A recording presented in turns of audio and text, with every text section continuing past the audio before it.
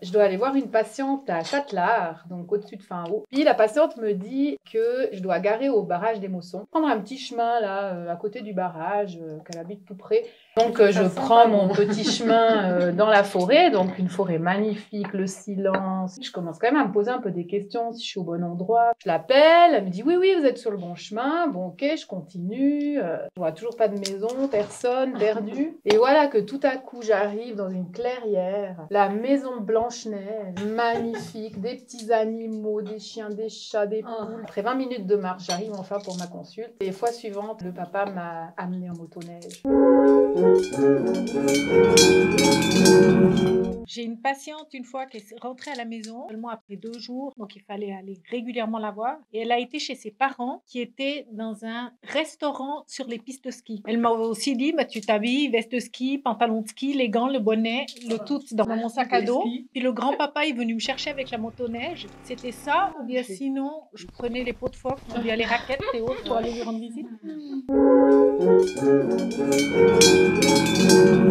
Pour monter à Isera, voir une patiente, soit je prenais 25 minutes la voiture, soit je faisais 3 minutes de téléphérique avec ma petite trottinette pour me rendre chez la dame. Moi qui avais à fond le vertige, avant le pylône, j'appelais mon mari, puis je disais oui, ça va, oui, oui, je dois, oui, oui. Bon alors ciao, j'arrive.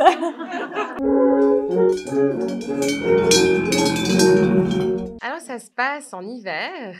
Je devais me rendre à Champé-d'Alès. Il avait beaucoup neigé les jours précédents, mais le jour où je partais, le matin, il neigeait pas. Donc c'est ouf. J'ai pris la 4x4 de mon mari, j'étais bien équipée. C'est la première fois que je me rendais chez eux, donc ils m'ont dit oui, Champé-d'Alès, j'ai mis le GPS, j'ai dit je vais bien trouver, c'est facile, les routes sont dégagées, vous inquiétez pas. J'arrive sur une route où je parque un petit peu où je peux la voiture parce que je vois une maison au sommet d'une pente où j'essaye pas de tenter avec la voiture parce que la pente n'était pas dégagée. Il m'appelle, oui, oui, c'est bien, je vous vois en bas, tout là, il me fait coucou, alors montez seulement. Ça glissait un petit peu, mais j'ai quand même réussi avec ma balance, mon sac, première consultation, je vais toujours assez bien équipée. Hein. Et pour redescendre, pour quitter le domicile, le conjoint, il me sort une assiette.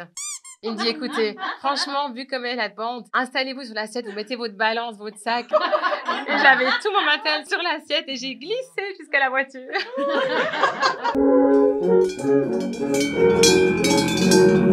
Alors moi, on va changer de saison. Moi, c'était en automne. J'ai dû aller faire une consultation au pont du Gueuro. Donc là, il y a une rue. Je m'avance dans cette rue. Je ne trouve pas la maison de la patiente. Je l'appelle. Elle me dit « Ah, mais non, mais moi, c'est une petite rue. Vous rentrez pas dans le village. Vous descendez, il y a une toute petite rue en terre qui descend. C'est là, c'est en bas. » Oh, alors déjà, le pont du Gueuro, je regarde en bas. Donc je descends cette petite route en terre. Ma voiture se met à glisser. Je veux descendre de ma voiture parce que je voyais la maison, comme je voyais des lumières et tout ça. Je dis, je vais continuer à pied, je laisse ma voiture là, je fais ma consulte. Je pose mon pied en dehors de la voiture, j'avais de la boue presque jusqu'au genou.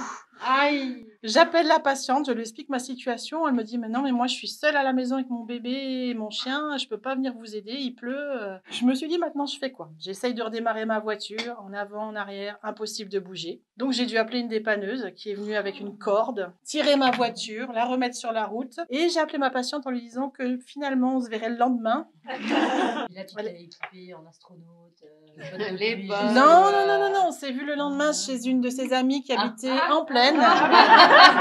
Voilà.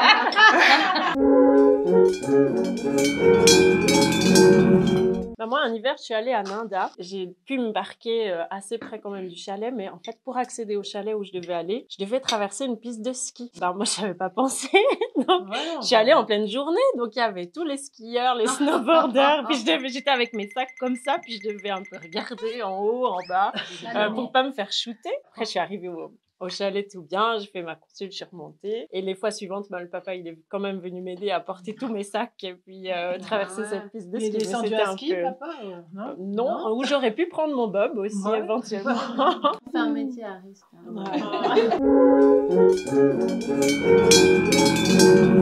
Alors moi les filles, cet été, je crois bien que j'ai battu mon record d'altitude.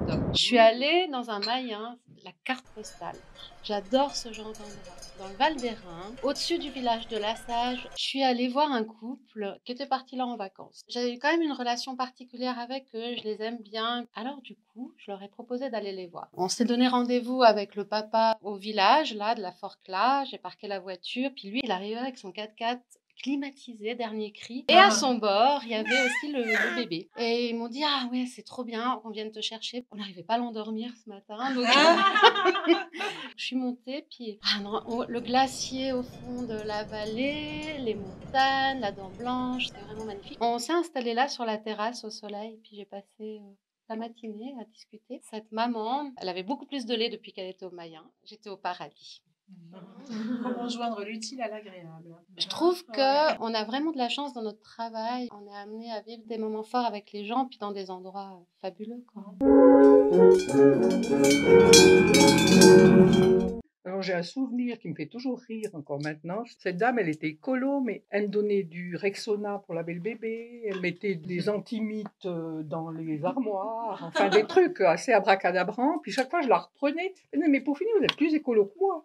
Je dis oui, mais bon, moi je suis pas écolo, simplement je mets en pratique ce que j'ai appris. 6 mois après, son mari me téléphone puis il me dit, ma femme elle a plus de lait, comment est-ce que je fais? Je dis, je pense qu'il sert à rien que je vous dise d'aller vous acheter une boîte de Guigo. Puis il me dit, non, vous connaissez ma femme, vous savez bien que ça, elle va pas vouloir donner au bébé. J'ai vu qu'il y avait une ferme en face de chez vous. Vous allez chez le paysan, vous lui demandez de vous donner tous les jours un peu de lait de la même vache, comme ça, vous savez d'où ça vient. Et il me dit, mais vous vous rendez compte, mais qu'est-ce qu'elle mange, la vache? Puis tout d'un coup, en boutade, et puis plus pour me moquer un peu de lui, je lui dis, écoutez, achetez-vous une chèvre.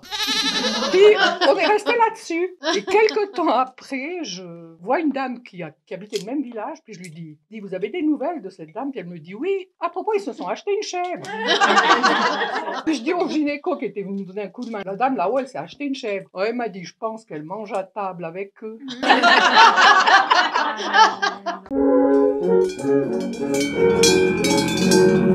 Alors pour ma part, ça a été une sortie sportive où une route de montagne était fermée pour accéder chez une dame qui habitait dans un village tout à fait bien desservi. Donc j'ai dû garer ma voiture en plaine et puis monter à pied pour que le papa puisse venir me récupérer, qu'on puisse aller ensemble faire la consultation. Tu as fait ta petite randonnée, quoi. J'ai fait ma petite randonnée avec mon Combien de sac, avec le beau soleil. T'as mis combien de temps pour monter? Une vingtaine de minutes. Ah. Dans la forêt, sur le parcours Vita. Je monte à Isérable avec ma petite voiture orange. J'ai rendez-vous le 15 août, jour de l'Assomption férié. Donc je me retrouve dans ces petites rues toutes étroites là. Et moi je suis nulle en manœuvre. Je peux pas faire demi-tour. Je me dis, j'espère que j'aurai pas d'obstacle. Et qu'est-ce que je vois en face de moi? La procession. Je dis, oh là là, comment je vais faire? Et les gens qui passent à côté de moi, je suis là, je suis désolée. Le pire, c'est les 4 porteurs avec la Vierge Marie qui lèvent la Vierge Marie pour passer au-dessus de moi. Et là, je dis, alors vraiment, c'est la honte. Quand j'arrive chez la dame toute dépitée, elle dit, ça va? Vous n'avez pas eu de problème avec la procession? Un petit peu.